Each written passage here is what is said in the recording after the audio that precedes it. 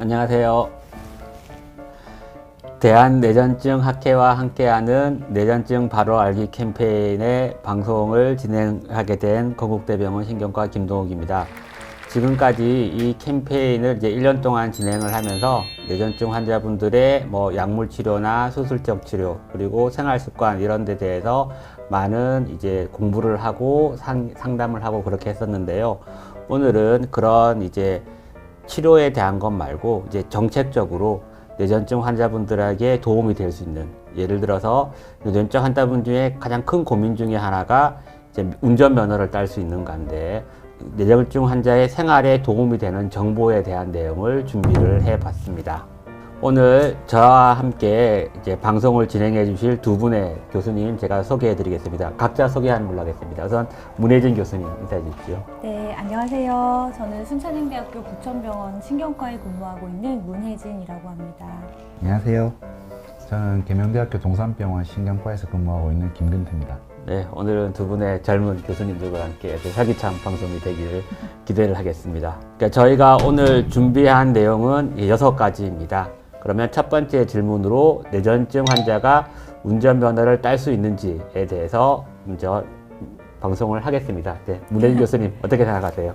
네, 일단 운전면허 딸 수 있냐고 딱 물으시면 네, 일단은 가능한데요. 조건이 좀 있습니다. 여기 정리된 내용을 좀 보시면 뇌전증 발작의 증상이 일반적으로 1년 동안은 없는 잘 치료가 되고 있는 환자들은 운전면허를 딸 수 있다, 이렇게 생각하시면 될 것 같습니다. 근데 이제 사실은 또 뇌전증 발작이라는 게 한 가지 타입만 있는 것이 아니고 증상의 그 심한 정도가 다양할 수 있잖아요. 그래서 만약에 이제 발작이라고 하더라도 그냥 전조 증상만 있다든지 의식에 영향을 주지 않는 아주 가벼운 증상인 경우에는 운전할 수 있고요. 또 일부 환자분들은 낮에는 주간에 깨어있는 상황에서는 전혀 발작이 없고 수면 중에만 생기시는 그런 특정 타입의 뇌전증 환자분들이 계신데, 그런 경우에는 수면 중 발생하는 발작의 횟수는 상관이 없고 깨어있는 상태에서 발작이 없는 기간이 1년 이상이다. 그러면 운전을 하실 수가 있습니다. 이제 새로 진단이 돼서 이제부터 약을 드시기 시작하시는 경우는 앞으로 향후에 1년 동안 증상이 없으면 그 이후부터 운전을 하실 수가 있고요. 이제 조절이 잘 돼서 약을 좀 줄여서 끊어가는 과정으로 넘어가시는 경우에는 운전을 그때부터는 하시면 안 되고, 약물을 끊으신 이후에 1년간 증상이 없음을 확인한 다음부터 운전을 하실 수가 있습니다. 그런데 이제 이것은 환자들이 이제 본인의 차량을 운전하시는 그런 경우에 한해서 해당이 되는 내용이고요. 만약에 대중교통수단, 택시나 버스나 이런 것들을 운전할 때에는 이 기준이 아니라 훨씬 더 엄격한 기준이 적용되고 있습니다. 네, 이게 내용이 조금 복잡하긴 한데 보면 가벼운 증상이라고 하는 게 이게 조금 이렇게 듣는 분에 따라서 헷갈릴 수가 있는데, 겉으로 증상이 이렇게 드러나지가 않더라도 환자분이 자기의 의식이 조금 깜빡하게 되는 경우에는 그때 사고가 될 수가 있기 때문에 그렇죠. 네네. 그러면 저기 약물 감량 중에는 운전해서 안 되면, 이거는 약물을 그러면 먹다가 조금이라도 줄이기 시작하면 그때부터는 다시 운전을 그렇죠. 왜 그럴까요?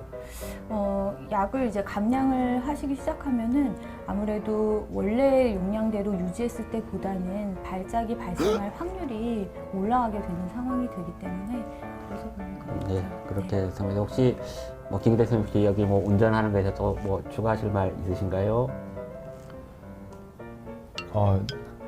글쎄요. 저기 너무 잘 돼 있는데. 네, 되게 그러니까 뇌전증 학회에서 이게 다른 외국 거를 다 참조를 해서 우리나라 실정에 이렇게 맞게 만든 내용이라서, 이게 원래는 2년이었거든요. 근데 2년이면 너무 스트릭트하다는 의견이 있고, 이게 운전이 미국이나 호주 이렇게 땅덩이가 넓은 나라에서는 되게 중요한데, 주에 따라서는 3개월만 증상이 없어도 거기 운전을 못하면 생활이 잘 안 되기 때문에 그런 거라서 우리나라에서, 그러니까 저게 사실 법적인 이제 구속력이 있는 것은 아니고, 학회에서 저렇게 해서 우리 이제 뇌전증을 보는 의사들이 같이 이제 컨센서스를 이룬 거라서 일반적으로는 저렇게 되는데, 또 각자 개인마다 또 그 사정이 다를 수가 있으니까 그거는 그 사람의 사정에 따라서는 이제 그 당당 스님이랑 같이 상의를 하는 것이 필요해 보입니다.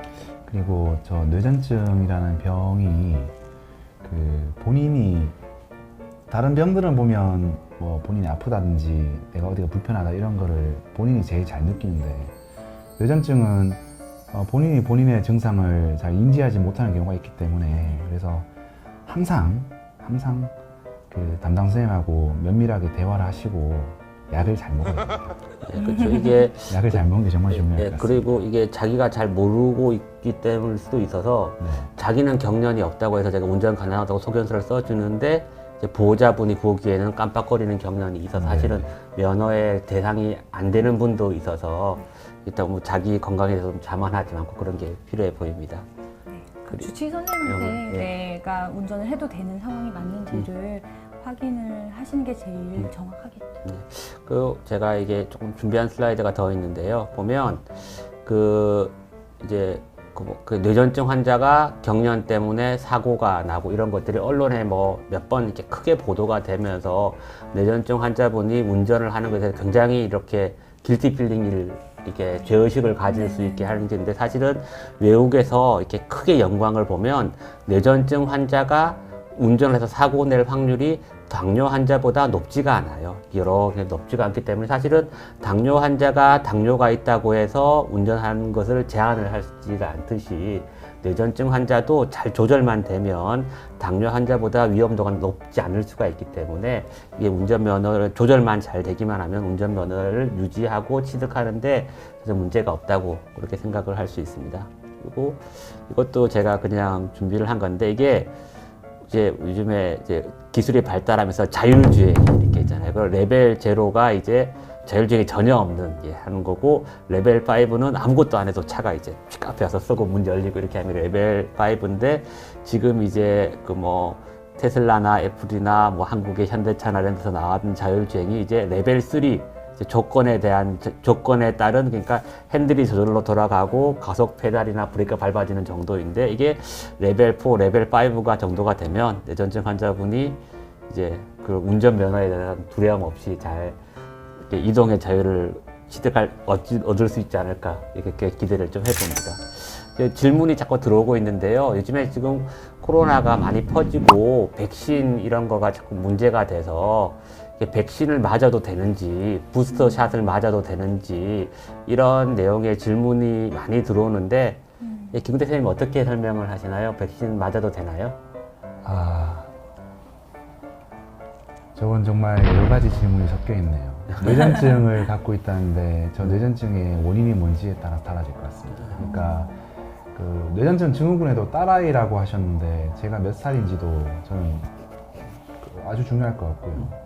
뇌전증을 앓고 있는 게 그냥 뇌전증이란 병에서 뭐 때문에 뇌전증인지 그리고 지금 상태가 어떤지에 따라서 판단은 달라질 수 있겠습니다. 근데 15세라면 글쎄요, 저는 특별한 다른 뇌전증 외에 다른 병이 없다면 백신을 맞으라고 얘기를 할 것 같습니다. 네, 그 일반적으로 저희가 사실은 개개인의 상황을 모르기 때문에 일반적인 내용을 밖에 해줄 수가 없는데 그 문혜 선생님 어떻게 생각하세요? 저도 제 환자들께 뭐 뇌전증 환자라고 해서 일반인에 비해서 코로나 백신에 의한 부작용이 더 많이 생긴다는 근거는 확실치 않고 그래서 일단은 백신을 맞았을 때 환자가 기대할 수 있는 이득이 맞지 않았을 때에 기대되는 해보다 크다라고 판단할 수 있어서 가능한 맞으시는 것을 권고하고 있습니다. 네, 그래서 이전에 아주 이제 뭐 수십 년 전에 백신을 맞고 열이 나면서 아기들이 경련이 많이 생기고 그랬던 일이 있어서 뇌전증 환자분들이 좀 백신에서 조금 더 부담을 가지는 분들이 있었는데 그런 내용은 이전에도 한번 방송을 한 적이 있는데요.